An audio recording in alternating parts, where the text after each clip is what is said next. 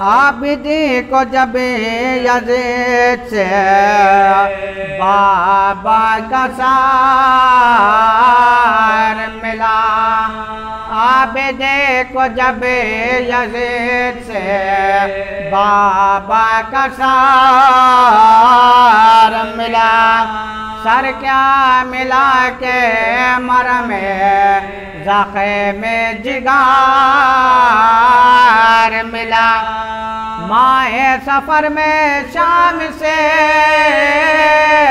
Okay میں سفار ملا، مدت کے بعد باپ کے سارے سے پسار ملا، دیکھا جو اہل بیت نے فارق جناب کو، تاروں نے آ کے گھیر لیا مائتاب کو، تاروں نے آ کے گھیر لیا مائتاب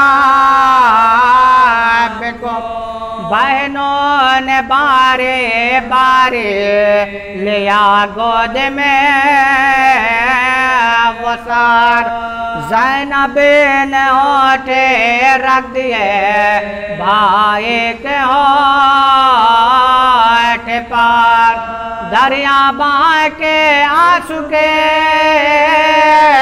بولے گناہگار،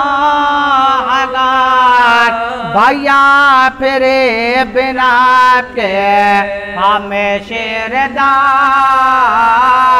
بدر، جیسے روز سے جدا ہوئے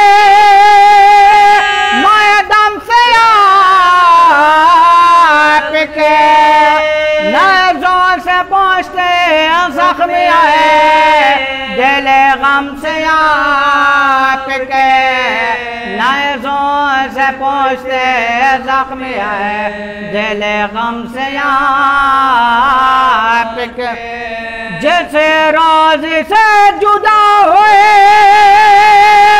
میدان سے آپ کے، نیزوں سے پہنچتے زخمی آئے دل غم سے آپ کے، غم سے کلیجہ سینے کے اندر دہل گیا، بھیا تمہارا کنبہ کھلے سر نکال گیا، دیکھو مرضی بیٹا بے کانٹوں پہ چال گیا، دریا کنارے آگ سے خیمہ بھی جال گیا، آدھا کو کچھ نہ پاسو ادب تھا رسول کا، لائے ایسے دام میں کونے بابا تول کا، لائے ایسے دام میں کونے بابا تول کا، صغرا کہے گے سبتے پیغمبر کو کیا کیا، عباس کیا ہوئے علی اکبر کو کیا کیا، لوگوں بتاؤ قاسم مزتر کو کیا کیا، عباس کیا ہوئے علی اکبر کو کیا کیا، لوگوں بتاؤ قاسم مزتر کو کیا کیا، بابا نہ آئے مجھ کو تسلی بھی دینے کو، اکبر کے بدلے آئے ہو صغیرہ کو لینے کو، اکبر کے بدلے آئے ہو صغیرہ کو لینے کو عابدے کو جب یزید سے مائک چلا دو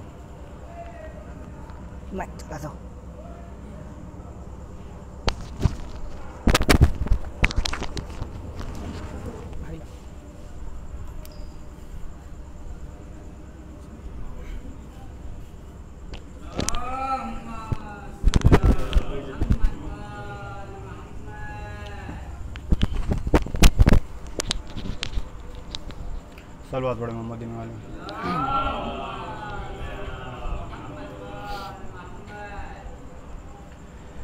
میری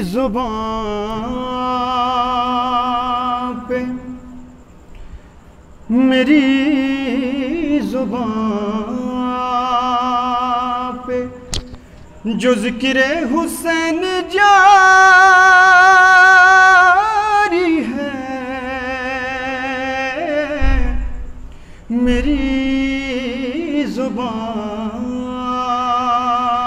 پہ جو ذکر حسین جاری ہے یہ ذکر شمر کے دل چیرنے کی آری ہے یہ ذکر شمر کے دل چیرنے کی آری ہے اسی لیے تو مناتے ہیں ہم مزاداری تمام ذکر پہ ذکر حسین بھاری ہے تمام ذکر پہ ذکر حسین بھاری ہے سبحان محمد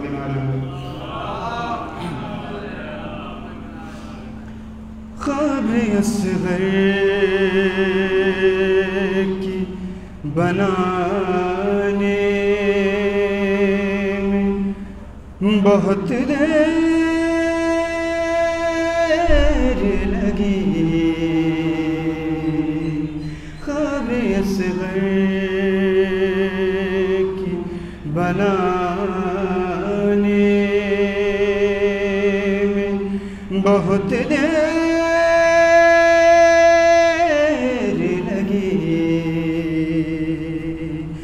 شہکوں ایک چاند چھپانے میں بہت دیر لگی ہے خواب اصغر کی بنانے میں بہت دیر لگی کچھ قدم دور ہے بازار سے دربار مگر کچھ قدر دور ہے بازار سے دربار مگر پھر بھی شہزادی کو آنے میں بہت دیر لگی ہے خواب اصغر کی بنانے میں بہت دیر لگی ٹکڑے چنتے ہوئے قاسم کے کہا مولا نے ٹکڑے چنتے ہوئے قاسم کہا مولا نے ہائے افسوس کے آنے میں بہت دیر لگی ہے قبر اصغر کی بنانے میں بہت دیر لگی شہن ہر لاش کو جلدی سے اٹھایا لیکن شہن ہر لاش کو جلدی سے اٹھایا لیکن لاش اکبر کی اٹھانے میں بہت دیر لگی ہے قبر اصغر کی بنانے میں بہت دیر لگی اس قدر پیاس سے سوکھا تھا گلوے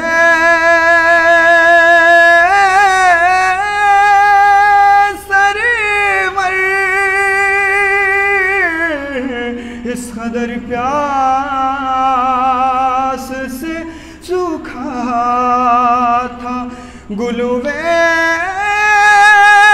سرور شمر کو تیز چلانے میں بہت دیر لگی ہے قبر اصغر کی بنانے میں بہت دیر لگی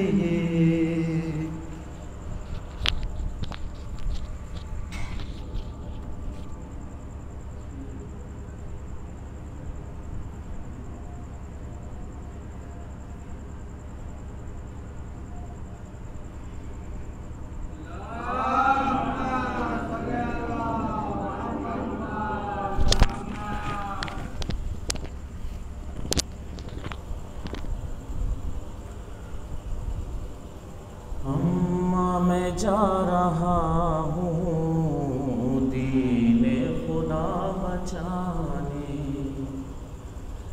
اماں میں جا رہا ہوں دین خدا بچانے پھر آؤں یا نہ آؤں ہے پھر آؤں یا نہ آؤں واپس خدا ہی جانے اماں میں جا رہا ہوں دین خدا بچانے اماں میں جا رہا ہوں دین خدا بچانے اکبر میرا کرے گا نانا کی ترجمانی دے گا خدا کے دین کو مقتل میں نوجوانی پھر آؤں یا نہ آؤں ہے پھر آؤں یا نہ آؤں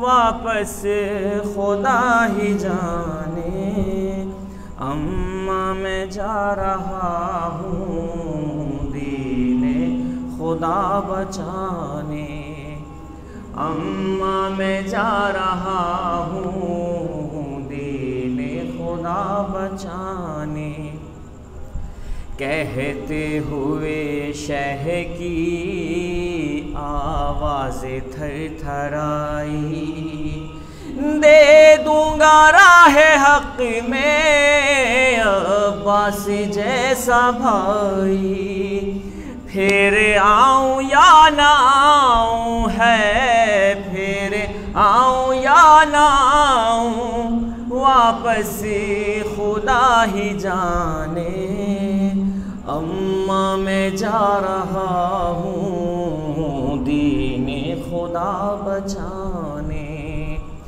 اماں میں جا رہا ہوں دین خدا بچانے، قاسم کی لاش کے بھی ٹکڑے اٹھاؤں گا میں، بے شیر کی لحد بھی رن میں بناؤں گا میں، پھر آؤں یا نہ آؤں ہے، پھر آؤں یا نہ آؤں واپس خدا ہی جانے، اماں میں جا رہا ہوں دین خدا بچانے، اماں میں جا رہا ہوں دین خدا بچانے، میری بہن جو مجھ کو ہے جان سے بھی پیاری، سننی ہے اس بہن کی مقتل میں آہوزاری، پھر آؤں یا نہ آؤں ہے، پھر آؤں یا نہ آؤں واپس خدا ہی جانے، اماں میں جا رہا ہوں دین خدا بچانے، سر کو کٹاؤں گا میں، گھر کو لوٹاؤں گا میں، نانا سے جو کیا ہے وعدہ نبھاؤں گا میں، پھر آؤں یا نہ آؤں ہے، پھر آؤں یا نہ آؤں واپس خدا ہی جانے، اماں میں جا رہا ہوں دین خدا بچانے۔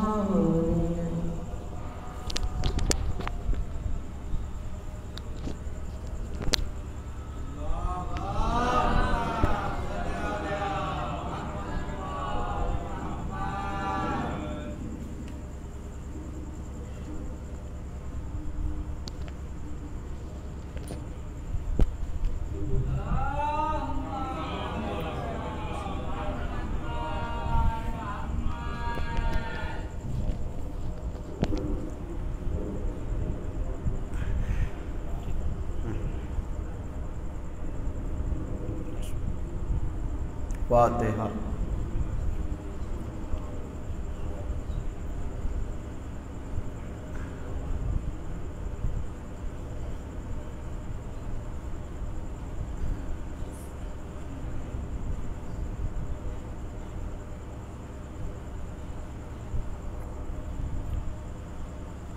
لا حول ولا قوة إلا بالله العلي العظيم، أعوذ بالله من الشيطان الرجيم، بسم الله الرحمن الرحيم، الحمد لله رب العالمين، والصلاة والسلام على أشرف الأنبياء والمرسلين، حبيب قلوبنا وطبيب نفوسنا مولانا أبي القاسم محمد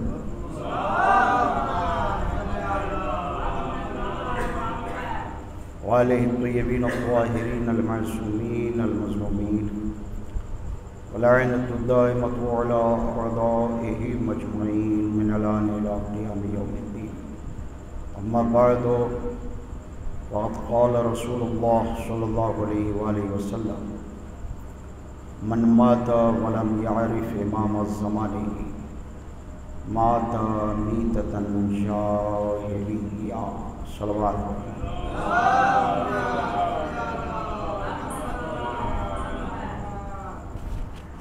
آپ حضرت سے گزارش ہے کہ ایک مرتبہ سورہ ہم 3 مرتبہ سورہ توحید کی تلاوت فرما کر جناب سید حسن اختر صاحب مرحوم ابن سید مظہر حسین صاحب مرحوم کی کو حساب فرمائیں۔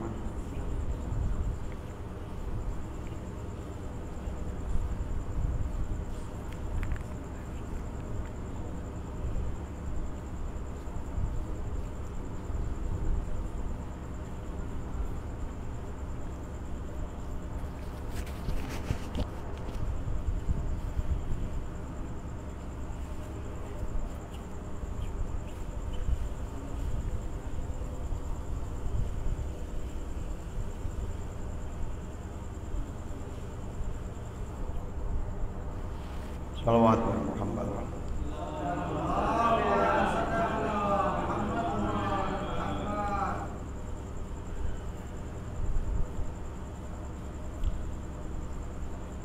آج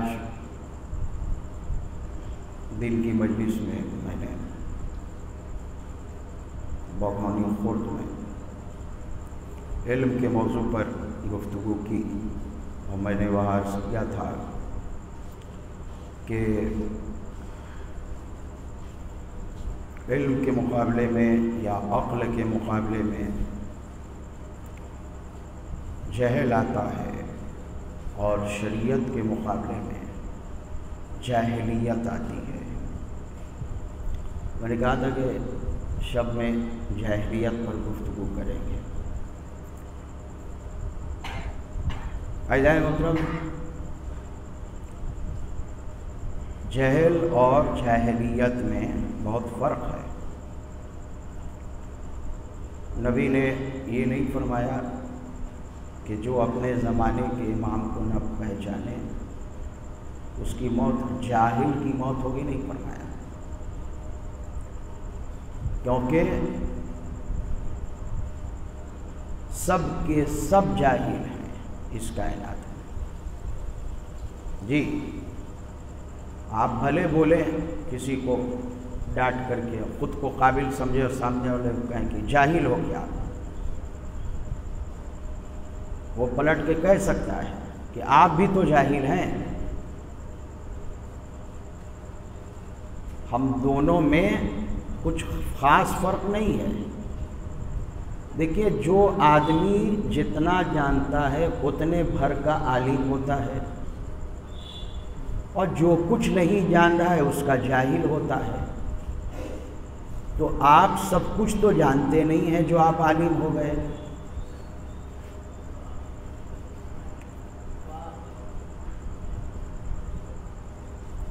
آپ خود جاہل ہیں، سب جاہل ہیں۔ اس دنیا میں سب کے سب کسی نہ کسی چیز سے جاہل ہیں، پوری دنیا میں۔ اس لیے کہ پوری دنیا کے بارے میں اللہ نے کہا ہے، سارے انسانوں کے بارے میں کہا ہے، وَمَا أُوتِيتُم مِّنَ الْعِلْمِ إِلَّا قَلِيلًا۔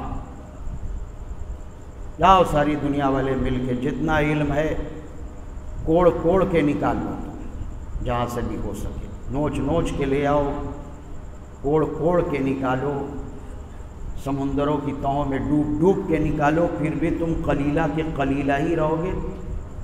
قلیلہ کہہ کے بارے میں اللہ نے کہا کہ جو تم جان گئے بہت تھوڑا ہے، جو نہیں جانتے وہ بہت زیادہ ہے۔ تم میں سے کسی کو خود کو عالم کہنے کا حق نہیں ہے۔ عالم صرف اور صرف وہ ہیں جنہیں کبھی ہم نے راسخون فی العلم کہہ کے یاد کیا، کبھی کل شیء احصیناہ فی امام مبین کہہ کے یاد کیا۔ صلوات بر محمد والے۔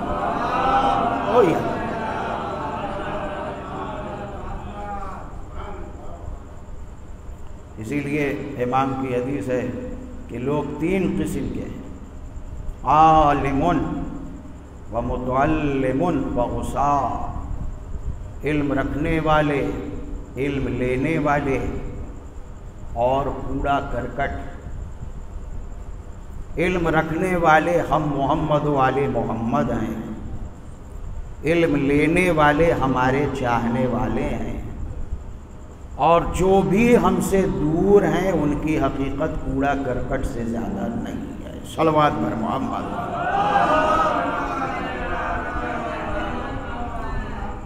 تو رسول اللہ نے یہ نہیں فرمایا کہ جو امام کو نہ پہچانے اس کی موت جاہل کی موت ہے، کیونکہ جاہل کی موت ہونا کوئی خاص بات نہیں ہے۔ سب جاہل ہیں، جو چیز نہیں جانتے اسے جاہل ہیں۔ اور یہ کائنات کا علم ہے کیا؟ ساری کائنات کا علم۔ ایک شخص نے آ کر کے 8ویں امام حضرت امام علی رضا علیہ السلام کہ مولا آپ اپنا علم ہمیں کچھ سمجھائیے جس سے ہم کچھ تو اندازہ کریں کہ آپ کا علم کیا ہے، کچھ تو ہم سمجھیں۔ اب کون سا ترازو لے کر کے آئیں جو بتائیں، کون سا پیمانہ لے کر کے آئیں؟ لیکن معصوم وہ نہیں جو کسی کو بغیر جواب دیے ڈانٹ پھٹکار کر کے بھاگ بھیج دے واپس۔ بتانا ہے، اس نے کہا کہ ہم کو علم بتائیے، علم سمجھائیے۔ تو امام اسلام نے فرمایا کہ اس زمین کی حقیقت اس آسمان کے مقابلے میں ایسی ہے جیسے تمہاری ہتھیلی پر ایک سرسوں کا دانہ ہو۔ اس پوری زمین کی حقیقت، زمین کے اطراف اتنی بڑی زمین اور اتنی پوری اتنی بڑی زمین، وسیع و عریض آسمان اول جو پہلا آسمان ہے اس کے سامنے ایسے ہے جیسے تمہاری ہتھیلی پر ایک سرسوں کا دانہ، اور پہلا آسمان دوسرے آسمان کے مقابلے ایسے ہے جیسے ایک سرسوں کا دانہ ہو، اور دوسرا آسمان بھی اتنا بڑا ہے۔ آج لوگ کیمرے لیے پھر رہے ہیں، اس گرہ پر کیا ہے، اس گرہ پر کیا ہے، اور 4-5 فوٹو کھینچ کر بھیج دے رہے ہیں، اسی پر اچکتے پھر رہے ہیں، یہ فوٹو آ گئی، یہ فوٹو آ گئی، یہ فوٹو آ گئی۔ ارے کیوں نہیں ساری کائنات کی حقیقتیں اس سے پوچھ لیا جو زمین پر منبر پر بیٹھ کر کے کہہ رہا تھا پوچھ لو ہم سے جو پوچھنا چاہتے ہو، میں زمین سے زیادہ آسمان کے راستوں سے واقف ہوں۔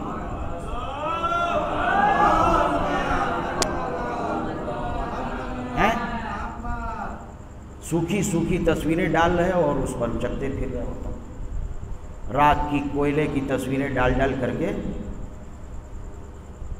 یہ لے آئے ہیں، یہ لے آئے ہیں، یہی لے آئے ہیں۔ ان حقیقتوں کو پوچھا ہوتا ہے۔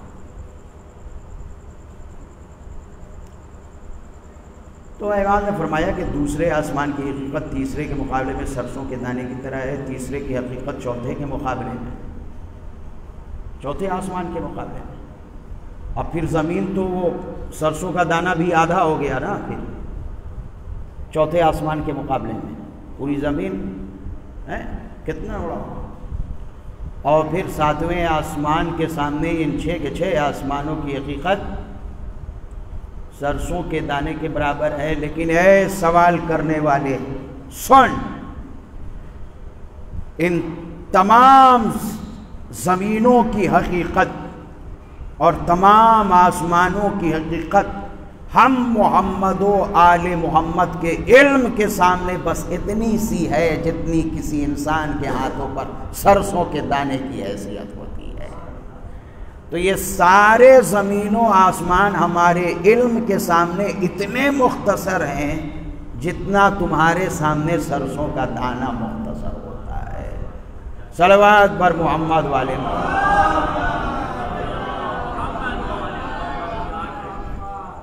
اب یہ سرسوں کے دانے ان کے سامنے اکڑنے لگے ہیں، تو اس سے بڑی حماقت کی بات کیا ہے؟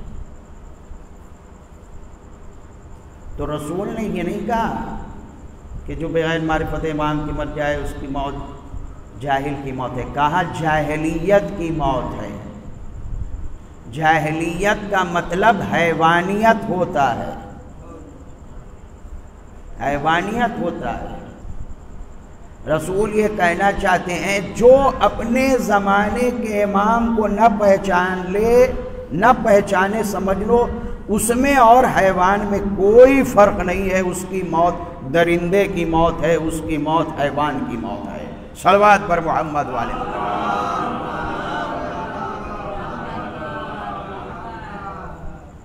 بلکہ اس سے بھی بدتر ہے۔ اللہ نے جوہر عقل دیا، اللہ نے شعور علم دیا، شعور فہم و ادراک دیا۔ تو عزیزان محترم، یہ جو ہم جاہلیت بولتے ہیں، جیسا کہ ہم نے آج دن کی مجلس سے بھی عرض کیا، یہ جاہلیت ہے کیا؟ کیا علم نہ رکھنے کو جاہلیت کہتے ہیں؟ نہیں، ایسی بات نہیں ہے۔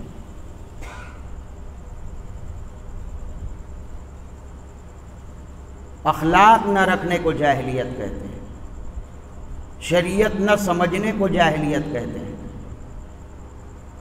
انسانیت سے عاری ہونے کو جاہلیت کہتے ہیں، انسانیت سے دور ہونے کو جاہلیت کہتے ہیں۔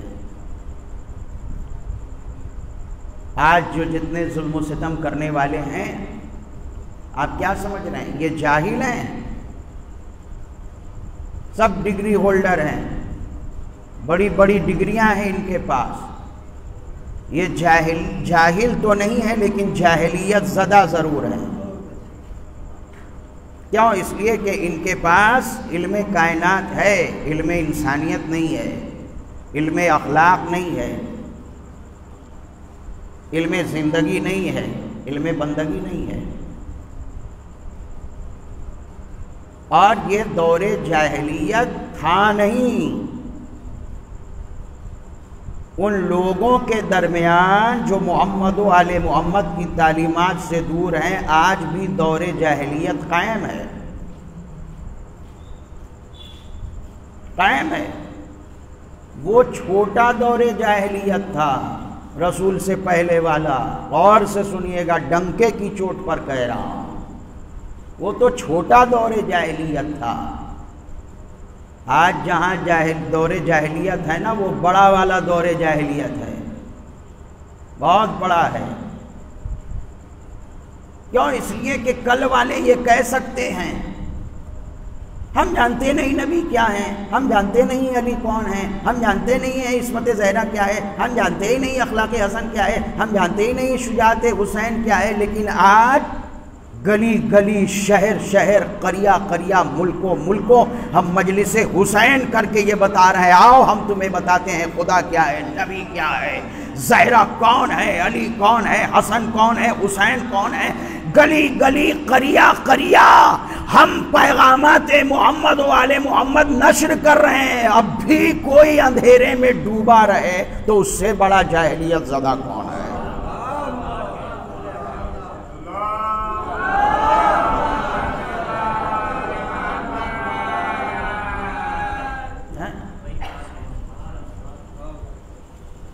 یہ دور جاہلیت اس سے بڑا ہے۔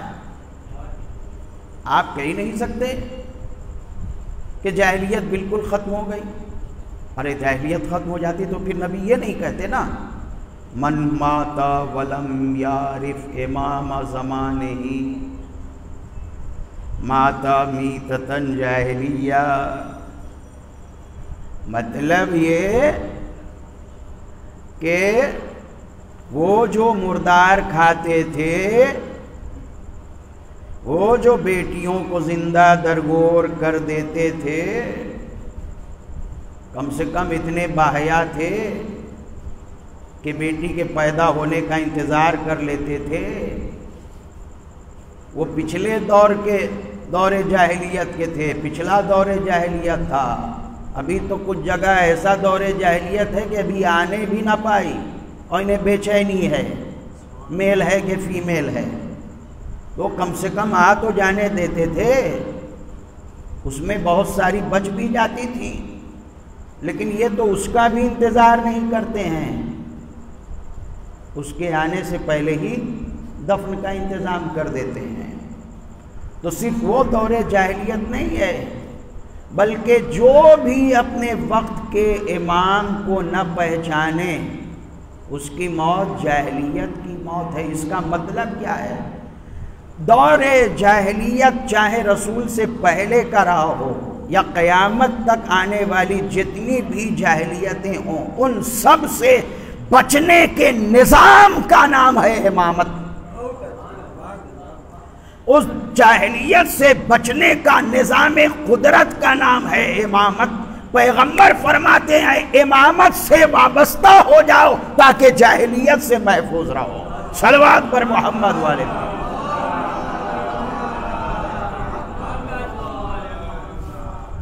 اب جو قرآن مجید میں الفاظ آئے ہیں قرآن مجید میں جس کو جاہلیت سے تعبیر کیا ہے وہ صرف ان کے لیے نہیں ہے، ان مخصوص باتوں کے لیے، بیٹی کو دفن کر دینا، مردار کھانا، دوسروں کی زمین ہڑپ لینا. دیکھیں یہ سب طرح طرح کے آثار ہیں. مین ریزن تلاش کیجئے، سمجھا؟ مین ریزن کیا ہے؟ قباحت آثار سے زیادہ ان کے اسباب میں ہوتی ہے.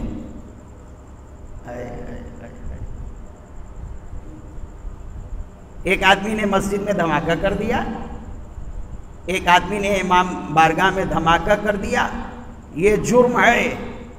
اس سے بڑا جرم تلاش کیجئے کہ کس وجہ سے یہ ایسی جانوروں والی حرکتیں کر رہا ہے، بلکہ ان سے بھی بری حرکتیں کر رہا ہے. تو جب آپ سبب پر جائیں گے تو آپ کو ملے گا بغض اہل بیت، در اہل بیت سے دوری. اب یہ ریزن طرح طرح کے آثار نمایاں کر سکتا ہے، چاہے گھر والے کو مارے، بھائی کو مارے، پڑوسی کو مارے، مسجد میں دھماکہ کرے، امام باڑے میں دھماکہ کرے، یا اپنے ہی بدن میں بم باندھ کر کے دھماکہ کر لے. کل تک دوسروں کو اڑاتا تھا اب خود کو اڑا دے. یہ سب کے سب چھوٹے چھوٹے جرائم ہیں. بڑا جرم تو وہ ہے جو اس کے سینے میں چھپا ہوا ہے. صلوات بر محمد والے محمد. بڑا جرم وہ ہے نا. اور طرح طرح کی شکل ہے. قرآن مجید میں 4 جگہ لفظ جاہلیت آیا ہے. 4 جگہ لفظ جاہلیت آیا ہے، جس سے جاہلیت کی پہچان ہوتی ہے، جس سے جاہلیت کی سمجھ ہوتی ہے کہ جاہلیت کیا ہے. پہلی جگہ سورہ فتح آیت نمبر 26. جب صلح حدیبیہ کا موقع آیا اور صلح نامہ بننے لگا اور پیغمبر اسلام نے کہا کہ علی لکھو بسم اللہ الرحمن الرحیم،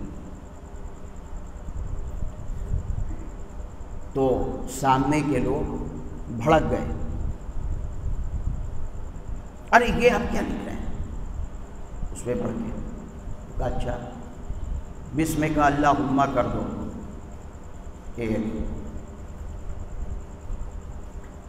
دیکھیے اگر لکھوانا ہی تھا تو نبی کہہ دیتے کہ ان سے مل لو، یہ صلح نامہ تیار کر لیں گے اور پھر تم اس پر عمل کر لینا.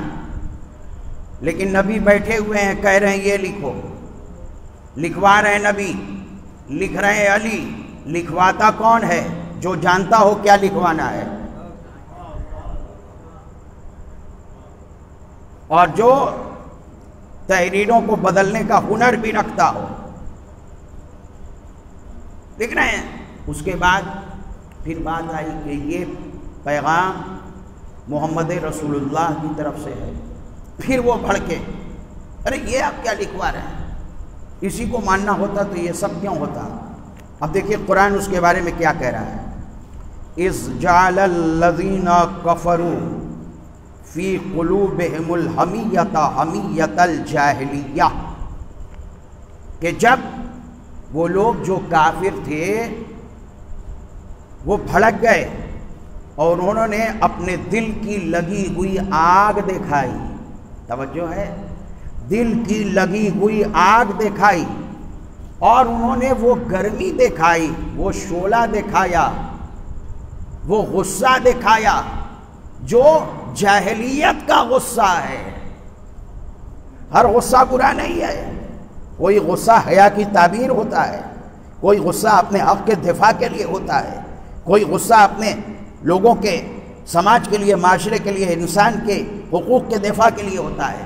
قرآن یہ کہہ رہا ہے کہ جب ان لوگوں نے اپنی ناراضگی دکھائی، اور یہ ناراضگی کیسی تھی؟ حمیت الجاہلیہ، جاہلیت والا غصہ تھا.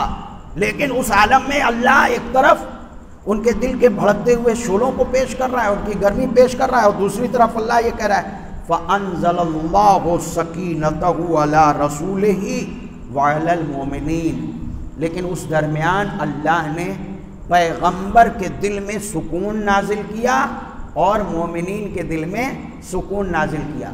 وہ بھڑکتے رہے، ان کا سکون نہ چھین پائے، وہ بھڑکتے رہے، ان کا اطمینان نہ چھین پائے۔ قرآن نے اس منظر کو پیش کر کے، لفظ جاہلیت پیش کر کے یہ بتا دیا کہ جن لوگوں کے پاس عقیدے کی دلیل نہیں ہوتی اور دوسروں کے عقیدے پر انگلی اٹھاتے ہیں، غصہ دکھاتے ہیں، سمجھ لو جاہلیت وہیں پائی جاتی ہے۔ اب جن لوگوں کو ہمارے عقیدے سے بڑی تکلیف ہوتی ہے کہ یہ لا الہ الا اللہ محمد الرسول اللہ علی ولی اللہ، ذکر علی کرتے ہیں، ذکر زہرا کرتے ہیں، عزاداری کرتے ہیں، ماتم کرتے ہیں، مجلس کرتے ہیں، اس سے جو لوگ بہت سلگتے رہتے ہیں ان کا یہ انداز دور جاہلیت سے بڑا ملتا جلتا ہے۔ صلوات پر محمد والے، یہ وہی دور جاہلیت جو سلسلہ آج بھی چلا ہے۔ تو ایک جاہلیت کیا ہے کہ جو دوسرے کے عقیدے پر گفتگو نہیں کرتے ہیں، سمجھتے نہیں اور انگلی اٹھاتے ہیں۔ رسول نے کیا فرمایا؟ من ماتا ولم یعرف امام زمانہ ماتا میتتن جاہلیہ، جو اپنے وقت کے امام کو نہ پہچانے اس کی موت جاہلیت کی موت ہوگی۔ یعنی یہ ویسے لوگ ہیں جو عقیدے کو سمجھتے نہیں ہیں، عقیدے پر ہنگامہ بہت برپا کرتے ہیں۔ صلوات پر محمد والے میں، ایک تو یہ جاہل ہے۔ دوسری آیت سنیے، یہ پہلا قرآن میں جو لفظ آیا ہے جاہلیت کا۔ دوسرا مقام سورہ آل عمران آیت نمبر 154، جب جنگ احد ختم ہو گئی،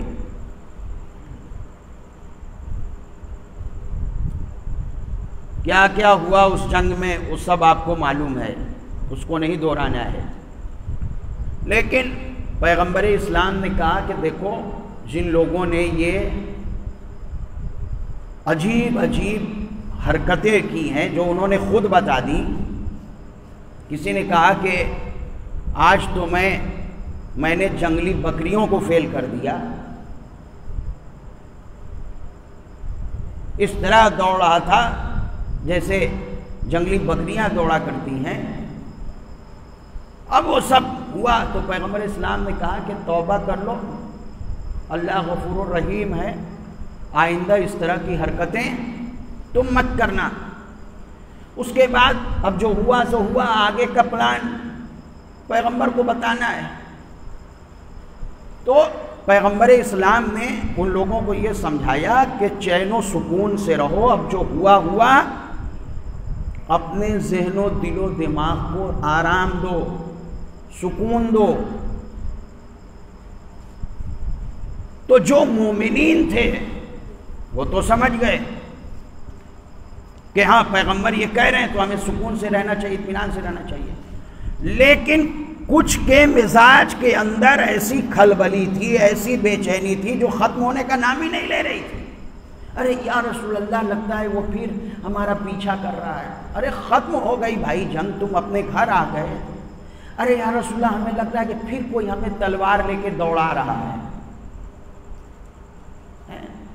یہ سب یہ دیکھ رہے ہوں چاہے نہیں دیکھ رہے ہوں، مسلمانوں کو کھوکھلا کرنے کے لیے کچھ خود تو کچھ کریں گے نہیں، دوسروں کو کچھ کرنے بھی نہیں دیں گے، صرف مسلمانوں کو پریشان کرنے کے لیے، ان میں ڈر اور خوف کا ماحول پیدا کرنے کے لیے یہ ایسی باتیں کر رہے تھے۔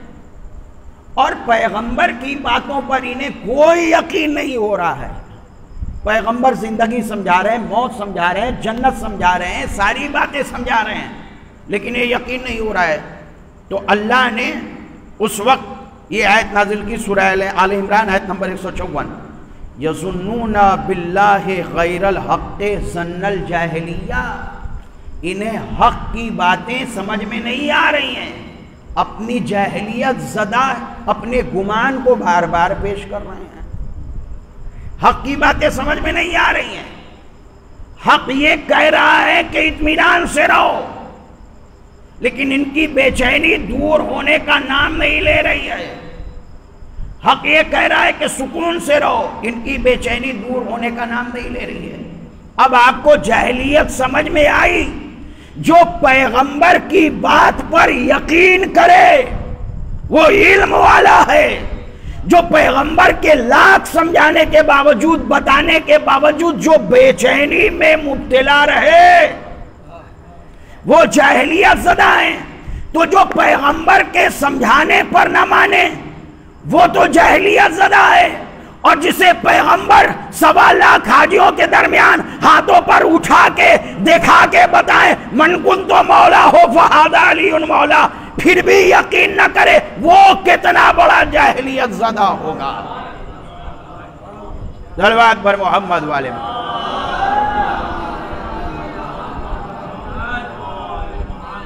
اور دوسرا مقام یہ ہے، یاد رکھیے گا ان مقامات کو۔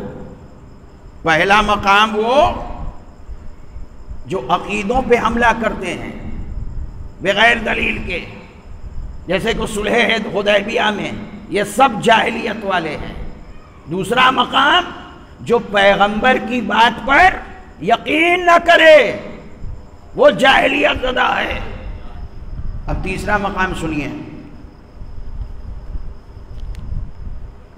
کچھ یہودی پیغمبر اسلام کے پاس آئے اور آ کر کے یہ کہنے لگے کہ ہم بہت سارے یہودیوں کو مسلمان بنا دیں گے، ہم مسلمان ہو جائیں گے، بس اے پیغمبر اسلام آپ کو ایک کام کرنا ہے۔ تو کہا کہ ہم کو کون سا کام کرنا ہے؟ کہا کہ ہم لوگوں کا اپنی ہی برادری میں کچھ لوگوں سے جھگڑا ہو گیا ہے اور وہ ہماری بات مان نہیں رہے ہیں، تو ہم نے یہ سوچا ہے کہ ان سے جا کر کے کہیں کہ اگر تم ہماری بات نہیں مانو گے تو چلو رسول اللہ کے پاس، ان کو تم رسول مانو یا نہ مانو، صدیق و امین تو سب مانتے ہیں، تو ہم رسول اللہ کے پاس چلیں گے فیصلہ کروانے کے لیے کہ آپ کیا فرماتے ہیں۔ تو دیکھیے سچ کیا ہے، حق کیا ہے، یہ آپ رہنے دیجئے، فیصلہ آپ کو ان لوگوں کے خلاف کرنا ہے۔ زمین کس کی ہے، کھاتا کس کے پاس ہے، کھسرا کس کے پاس ہے، پلاٹ نمبر کس کے پاس ہے، کب رجسٹری ہوئی ہے کب نہیں ہوئی ہے، یہ سب کیا، یہ سب آپ کچھ مت پوچھئے گا۔ وہ لوگ جب آئیں تو آپ ان کو ڈانٹیے کہ تم لوگ نالائق ہو، تم لوگ بدتمیز ہو، اور ان کو تم پہچانتے نہیں ہو، ہم ان کو جانتے ہیں، ہوتا یہی ہے نا۔ اب قرآن کیا کہہ رہا ہے ان کے بارے میں؟ افحکم الجاہلیت یبغون، تم یہ چاہتے ہو کہ پیغمبر کے ہونے کے باوجود تم سماج کو دور جاہلیت میں لے کر کے جاؤ، مال کسی اور کا دے دیا جائے کسی اور کو، پراپرٹی کسی اور کی بے سنے سمجھے دے دیا جائے کسی اور کو، سچ کیا ہے جھوٹ کیا ہے یہ سب جانتے ہوئے بھی سچ کو جھوٹ اور جھوٹ کو سچ ثابت کرنا، اسی دور جاہلیت میں لے جانا چاہتے ہو۔ وَمَنْ أَحْسَنُ مِنَ اللَّهِ حُكْمًا لِقَوْمٍ يُوقِنُونَ، اللہ سے بہتر فیصلہ کرنے والا کون ہے ان لوگوں کی نظر میں جو یقین رکھتے ہیں، جو ایمان رکھتے ہیں۔ کیا کہا ہے اس آیت میں؟ افحکم الجاہلیہ، تم حکم جاہلیت نافذ کرنا چاہتے ہو، مطلب کیا ہے؟ جہاں سچ جانتے ہوئے بھی، حق جانتے ہوئے بھی، حقیقت جانتے ہوئے بھی سچ کے خلاف بولا جائے، حق کے خلاف بولا جائے، حقیقت کے خلاف بولا جائے، مذہب ان کا چاہے جو ہو وہ سب کے سب جاہلیت زدہ ہیں۔ صلوات پر محمد والے محمد۔ جی یہ جاہلیت ہے۔ ہم سب مسلمان ہو جائیں، کہا جاؤ جاؤ واپس جاؤ، ہم وہی فیصلہ کرتے ہیں جو اللہ کا فیصلہ ہوتا ہے۔ ارے دیکھیے سب مسلمان، ارے ایسے مسلمانوں کی ضرورت نہیں ہے بھائی۔ تو ایک یہ جاہلیت ہے عزیزان محترم کہ جو سچ کو، حق کو جانتے ہوئے بھی، اسی لیے میں ہمیشہ یہ کہتا ہوں سیاست میں جائیے مگر پیغام امامت یاد رہے، حکومت کیجئے لیکن پیغام امامت یاد رہے، اس لیے کہ اگر صرف سیاست میں کھو جائیں گے، صرف حکومت میں کھو جائیں گے، دنیا داری میں کھو جائیں گے تو جیسے جیسے پارٹی بدلے گی نظریہ بدلے گا، بیان بدلے گا، عمل بدلے گا۔ اس لیے ہمیشہ دامن امامت سے وابستہ رہیے تاکہ پارٹی بدلنے کے ساتھ ساتھ نظریہ یا عقیدہ بدلنا نہ شروع ہو جائے۔ صلوات پر محمد جی۔ کل تک کچھ اور بیان دے رہے تھے، آج کچھ اور بیان دینے لگے، اس لیے کہ پارٹی بدل گئی۔ وہ سچ تھا یا یہ سچ ہے کسی کو نہیں معلوم۔ کل ان کی تعریف کر رہے تھے وہ سچ تھا یا آج ان کے اپوزیشن والے کی آ کر کے تعریف کر رہے ہیں؟ یہ سچ ہے۔ کل تک سفید کی اپنے سفید بیان کر کے تعریف کر رہے تھے، یہ کالا تھا، اب آ کر کے کالے کو کہنے لگے کہ یہ سفید ہے، اس کی تعریف کرنے لگے۔ تو سب حقیقت جانتے ہوئے بھی حقیقت کے خلاف بیان دینا یہ جاہلیت ہے۔ اور ایک اور مقام ہے قرآن مجید میں، چوتھا مقام جسے کہتے ہیں، یہ تینوں مقامات آپ نے نوٹ کیے۔ پہلا مقام عقیدہ حق کے خلاف بولنا، جاہلیت۔ دوسرا مقام نبی کی بات پر یقین نہ کرنا، یہ ہے جاہلیت۔ تیسرا مقام حق کے خلاف گواہی دینا، سچ کے خلاف گواہی دینا، جھوٹ کے سپورٹ میں گواہی دینا، باطل کے سپورٹ میں گواہی دینا اور دلوانا، لوگوں کو جمع کرنا، چلو چلو، ارے بھائی ہم تو سنا وہ صحیح ہے، ارے صحیح ہے تو کیا ہوا، تم ہماری پارٹی میں ہو، جو ہم بولے وہ بولنا ہے۔ یہ ہے جاہلیت، یاد رکھیے گا، یہ ہے جاہلیت۔ اور چوتھا مقام قرآن یہ کہہ رہا ہے نبی کی بیویوں سے، وَقَرْنَ فِي بُيُوتِكُنَّ وَلَا تَبَرَّجْنَ تَبَرُّجَ الْجَاهِلِيَّةِ الْأُولَى، اے نبی کی بیویوں اپنے اپنے گھر میں رہو اور دیکھو دور جاہلیت کی طرح خود نمائی نہ کرو، گھر سے باہر نکل کر کے خود نمائی نہ کرو۔ کیوں؟ اس لیے کہ باہر نکل کر کے خود نمائی کرنا یہ جاہلیت ہے، جاہلیت اولا ہے۔ مسلمانوں اتنا بتاؤ، یہ آیت پڑھی تو ہے نا، اس کا ترجمہ بھی سمجھتے ہو نا کہ لیڈی سنگھم بننا کیا ہے، باہر آ کر کے اپنا پاور دکھانا، خود نمائی کرنا، اپنا ایکشن دکھانا، یہ کیا ہے؟ نگاہ قرآن میں یہ جاہلیت ہے۔ تو باہر آ کر کے اگر کوئی خود نمائی کرے تو یہ تو بہت بڑی جاہلیت ہے، لیکن باہر اونٹنی پر سوار ہو کر کے نفس رسول سے کوئی جنگ کرنے کے لیے چلا ہے تو یہ کتنی بڑی جاہلیت ہوگی۔ صلوات بر محمد والے محمد۔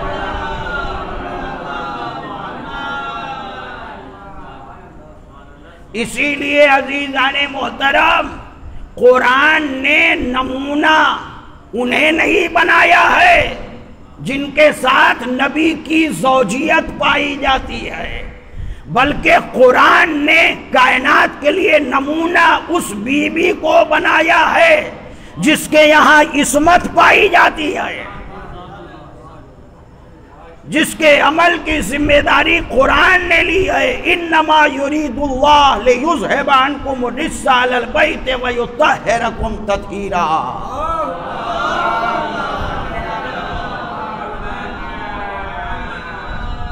تو یہ 4 مقامات قرآن نے پیش کیے ہیں. نگاہ قرآن میں جاہلیت یہ ہے. پہلی بات، پہلا مقام جسے نگاہ قرآن میں جو جاہلیت ہے وہ کیا ہے؟ جاہلیت عقیدہ حق کے خلاف بولنا جاہلیت ہے. دوسرا مقام، حق کے سمجھانے پر نہ سمجھنا، حق کے مقابلے میں بدگمانیاں قائم کرنا، یہ جاہلیت ہے. تیسرا مقام، سچ کے خلاف گواہی دینا، یہ جاہلیت ہے. چوتھا مقام، خواتین کے لیے گھر سے باہر نکل کے خود نمائی کرنا، یہ جاہلیت ہے. اب رسول دعوت دے رہے ہیں، من ماتا ولم یعرف امام زمانے ہی ماتا میتتن جاہلیہ. اپنے زمانے کے امام کو پہچانو تاکہ تم جاہلیت سے محفوظ رہو. اس کا مطلب کیا ہے؟ جو اپنے وقت کے امام کو پہچانتا ہے، نہ حق کے خلاف گواہی دیتا ہے، نہ حق کے خلاف پارٹی بناتا ہے، نہ عقیدے پر انگلی اٹھاتا ہے، نہ سچے عقیدے سے منہ موڑتا ہے، نہ حق کے خلاف پارٹی بناتا ہے، اور نہ اپنے گھر کی عورتوں کو خود نمائی کے لیے بھیجتا ہے، بلکہ کنیز یہ جناب سیدہ میں زندگی بسر کرنے کی دعوت دیتا ہے.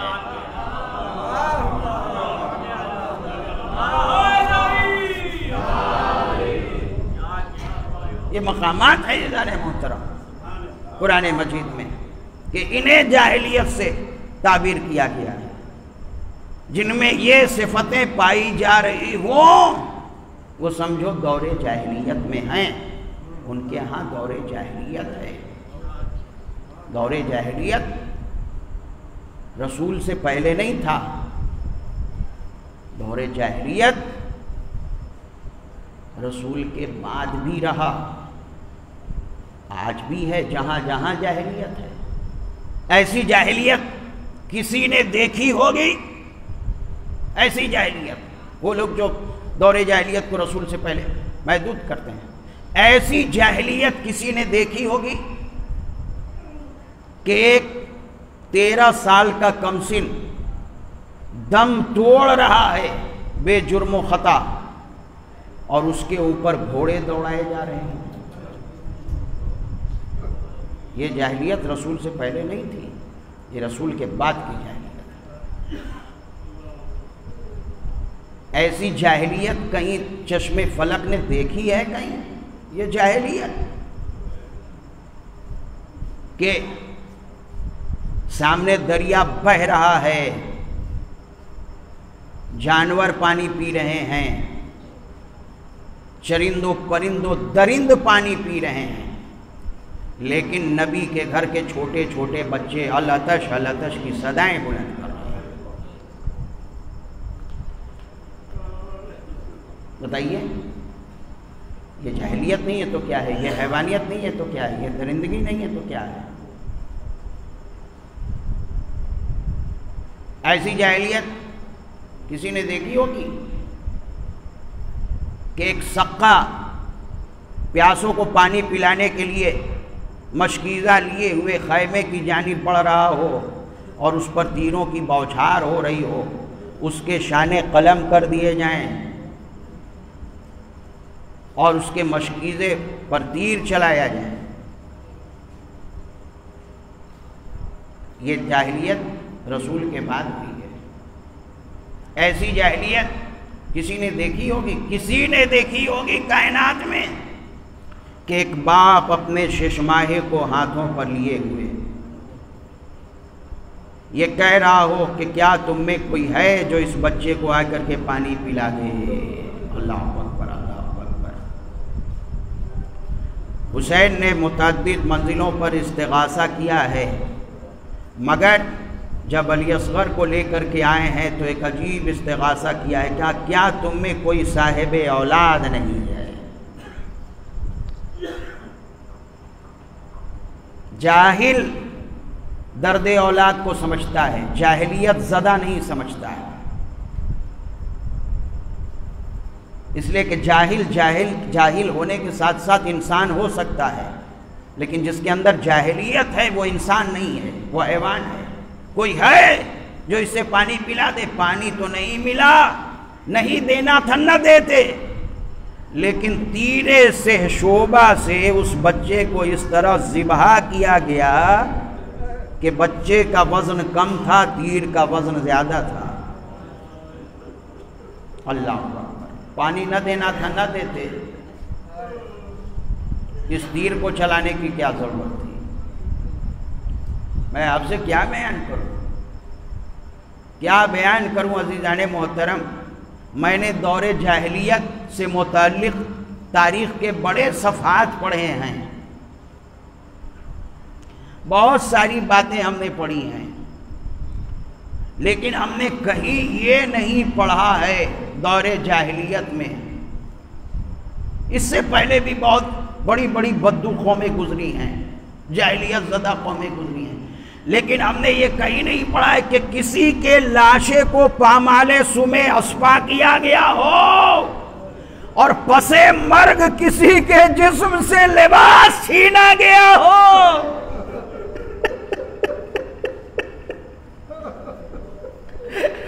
پس مرگ کسی کے جسم سے لباس چھینا گیا ہو اور پھر اس کے بعد سر و تن میں جدائی کر کے اس کے سر کو نو کے نیزہ پر بلند کر کے دیار بدیار پھرایا گیا ہو۔ لیکن یہ سب جاہلیتیں اس نبی کے گھر والوں کے ساتھ ہوئی جنہوں نے دنیا میں علم کی خیرات بانٹی ہے۔ یہ کہیں نہیں پڑھا یہ جاہلیتیں ہوئی، نبی سے پہلے بھی دور جاہلیت گزرا ہے، لیکن ہم نے کہیں نہیں پڑھا، نہ کسی نبی کی شہادت کے بعد پڑھا، نہ کسی رسول کی شہادت کے بعد پڑھا۔ جو یہاں ہوا کیا ہوا؟ حسین شہید ہو گئے تو اب تو ظالموں کو چین ملنا چاہیے، لیکن آواز بلند ہوئی، سپاہیوں کہاں چاہتے ہو؟ چلو آگ کے شعلے ہاتھ میں لو اور چلو خیام حسینی میں آگ لگاؤ۔ ارے بیبیاں کہاں جائیں، کدھر جائیں؟ ننھے ننھے بچے کدھر جائیں؟ ایک بیوی دوسرے بیوی کے پیچھے، اس خیمے سے اس خیمے، اس خیمے سے اس خیمے، ایک ایک کر کے خیمے جلتے جا رہے ہیں، بیویاں ایک خیمے سے دوسرے خیمے چلی جا رہی ہیں۔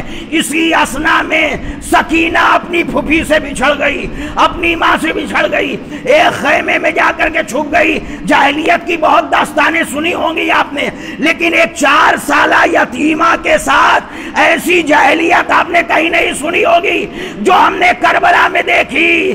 باپ سے بچھڑی ہوئی ایک 4 سالہ بچی ایک خیمے میں جا کر کے چھپ جاتی ہے کہ شاید یہاں کوئی نہیں آئے گا، شاید یہاں مجھے چین مل جائے گا۔